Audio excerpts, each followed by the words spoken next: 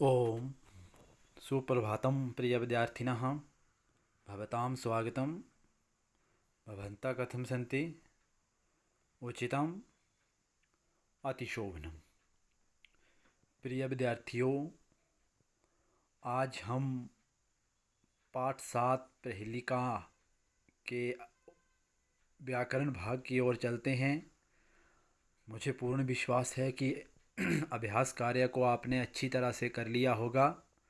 आओ आज हम व्याकरण की ओर चलते हैं। व्याकरण में हमें यहाँ पे उपसर्ग दिए गए हैं।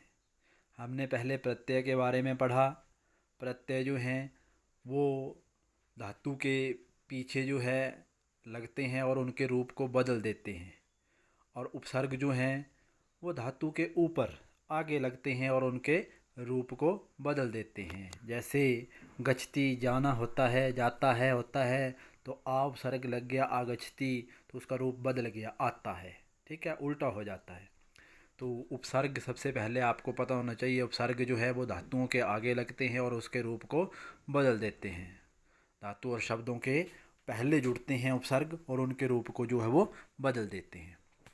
जैसे उदाहरण में दिया है बालकः गच्छति, तो बालकः गच्छति, तो धातु कौन सी यहाँ पे बा गच्छति है, तो गच्छति को उपसर्ग लग गया आगच्छति बन गया, तो बालक जाता है बालक आता है।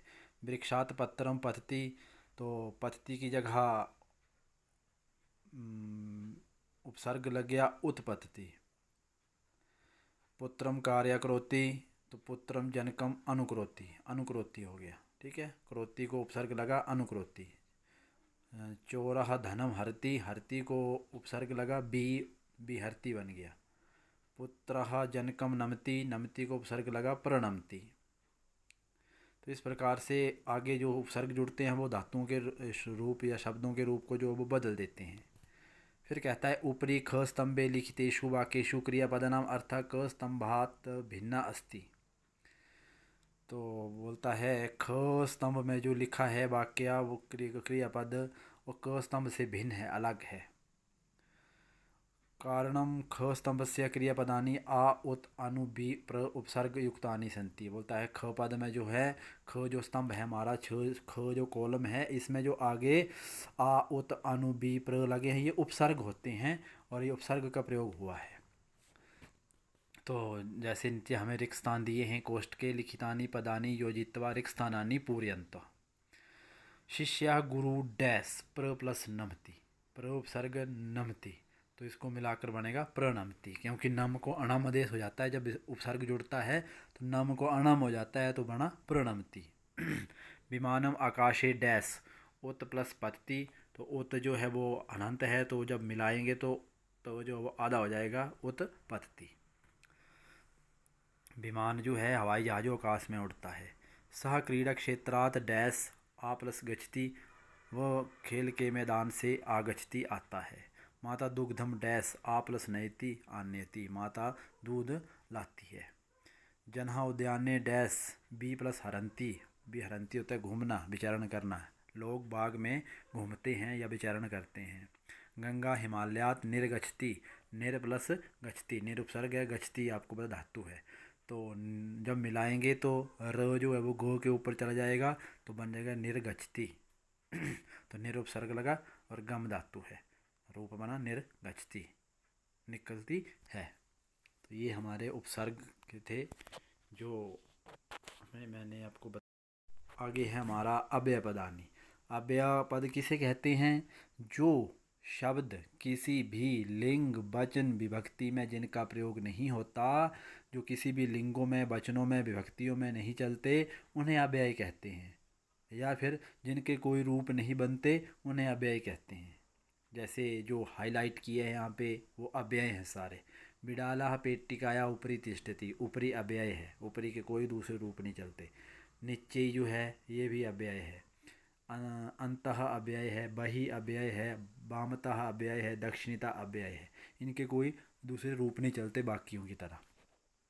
पेटिका का रूप चलता है, बिड़ाला का रूप चलता है, अस्थि का चलता है, लेकिन वामता का कोई रूप नहीं चलता। तो ये अव्यय है। अव्यय जो किसी लिंग वचन और व्यक्ति में उनका प्रयोग नहीं होता, उनके कोई रूप नहीं चलते। तो यहाँ पे आप लिखेंगे नीचे उपरिलिखितेषु वाक्येषु यानी स्थूल पदानि सन्ति तानि अत्र लिखन्तु। जो ऊपर बोलता हाईलाइट किए हैं आपको अव्यय, उनको नीचे लिखो। तो आप लिखेंगे ऊपरी, अंता, वामता, दक्षिणता, नीचे, बही, पूर्वता और उत्तर। ये आप सारे जो यहाँ पे लिखेंगे, ठीक है। तो ये अव्यय पद हैं। अगला है हमारा, आपको एक पैराग्राफ दिया है जो आपने थ्रष्टी क्रो पढ़ा होगा और हिंदी में प्यासा कौआ, वही संस्कृत में दिया है। पुरः एका काका आसीत्। प्राचीन समय में एक कौआ था। एक दशा पिपास्य व्याकुला भवत। एक बार वो प्यास से व्याकुल हुआ। स इतस्ततः अभ्रमत, वह इधर उधर घूमने लगा। कुत्रचित् सह जलम न अपश्यत, कहीं भी उसे पानी दिखाई नहीं दिया। तदा स अचिंत्यत, अब वे सोचने लगा। अधुना किम करोमि, अब मैं क्या करूं। स पुनः इतस्ततः भ्रमत, वह फिर इधर उधर घूमने लगा। सहसा एव सह एकम घटम अपश्यत, अचानक ही उसे एक घड़ा दिखाई दिया। घटे किंचित एव जलम आसीत, घड़े में पानी बहुत कम था। ततः स चिंत्यति, ततः इसलिए वह सोचने लगा। कथम एतत् जलम ऊपरी आगमिष्यति, कैसे ये पानी ऊपर आएगा। सह पुनः विचारयति, वह फिर सोचने लगा। एवं विचार्यन, ऐसा सोचते, सह पुरा पुरः गच्छति, वह आगे आगे गच्छति चला गया या जाने लगा। स तत्र कंकड़ानि अपश्यत, उसने वहाँ पत्थरों के टुकड़ों को देखा। सा एक एक कंकणम घटे अक्षिपत, उसने एक एक पत्थर घड़े में डाला। यदा स बहूनि कंकड़ानि घटे अक्षिपत, जब उसने बहुत से पत्थरों को घड़े में डाला, फेंका, तदा घटस्य जलम ऊपरी अगच्छत, तब घड़े का पानी ऊपर आया। एवं सह जलम अपिबत संतुष्टा च अभवत, इस प्रकार वह पानी पीकर संतुष्ट हुआ। इस प्रकार उसने पानी पिया और संतुष्ट च अभवत, संतुष्ट हो गया। तो ये था। तो इसमें जो हाईलाइट किए हैं आपको, जैसे एकदा, इतस्ततः, कुत्रचित, तो आपने यहाँ पे लिखने हैं, ठीक है। पूरा से लेकर के च तक सारे यहाँ पे लिखने हैं। जो आपको रिक्त स्थान दिया है यहाँ पे आपने लिखने हैं।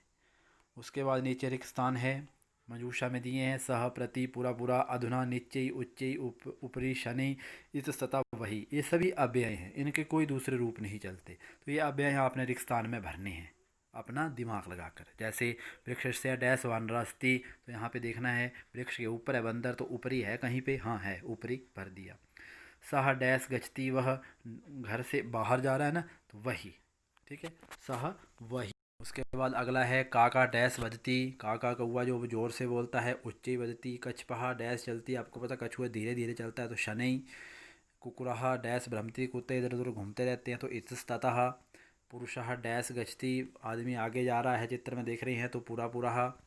अहम डैश पठामि, वो अब पढ़ रहा है, तो अहम अधुना पठामि। सा उपवनम प्रति गच्छति, वो बाग की ओर जा रही है, तो प्रति होता है की ओर जाना, गच्छति जा रही है। जलम डैश पतति, पानी देखो ऊपर से नीचे आ रहा है, तो नीचे गए पतति। बालकः माता डैश गच्छति, बच्चा माँ के साथ जा रहा है, तो साथ को सह बोलते हैं। बालका मात्रः सह गच्छति। ये हमारे कुछ अव्यय। अगला है अव्यय पदानि रेखांकितानि कुर्वन्तु। अव्यय पदों को बोलता है रेखांकित करो। ये जो भी आपको दिया गया है पैरा जैसा, इसमें जो भी अव्यय पद हैं उन्हें आप जो है वो अंडरलाइन करते चलना। जैसे त्वम कुत्र गच्छसि, कुत्र अव्यय है, तो अव्यय। जैसे तू है, प्रति है, अव्यय हैं। अहम अपि त्वया सह गमिष्यामि, अहम के रूप चलते हैं, त्वया के रूप चलते हैं, गमिष्यामि के रूप चलते हैं, अपि सह के रूप नहीं चलते, तो यह आप अव्यय हैं। उभौ अव्यय है। उसके बाद एषा कह अस्ति, इसके रूप चलते हैं। तू अव्यय है, सदैव अव्यय है, तत्परा अव्यय है, यदि अव्यय है, न अव्यय, तरही अव्यय, अपि न अव्यय है। ये जो भी अव्यय या अंडरलाइन है, अव्यय हैं, वो सभी आपने जो है वो अंडरलाइन करने हैं, ठीक है।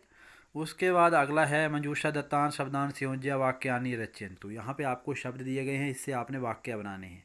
जैसे पहला वाक्य बनाएंगे हम, अहम अद्य गृहे तिष्ठामि, मैं आज घर में बैठा हूँ, मैं आज घर में बैठा हूँ, वाक्य बन गया। दूसरा है अहम अधुना, मैं अब सत्यम वदामि, मैं अब सच बोलता हूँ। तीसरा अहम तत्र विद्यालयम गच्छामि। इस प्रकार से आपने जो है वो जितने रिक्त स्थान दिए हैं उतने वाक्य बनाने हैं। अहम अपि उपवने भ्रमामि, मैं भी बाग में घूमता हूँ। अहम अत्र पुस्तकम पठामि, मैं यहाँ पुस्तक पढ़ता हूँ। अहम शीघ्रम कार्यम करोमि, मैं जल्दी काम करता हूँ। अहम सदा पाठम स्मरामि, मैं हमेशा पाठ स्मरामि स्मरण करता हूँ। स्मरामि होता है स्मरण करना, याद करना। मैं हमेशा पाठ स्मरण करता हूँ। उसके बाद आपको फिर से अव्यय दिए गए हैं। इत्थम एकदा परस्परम अतीव सर्वदा तत्तर।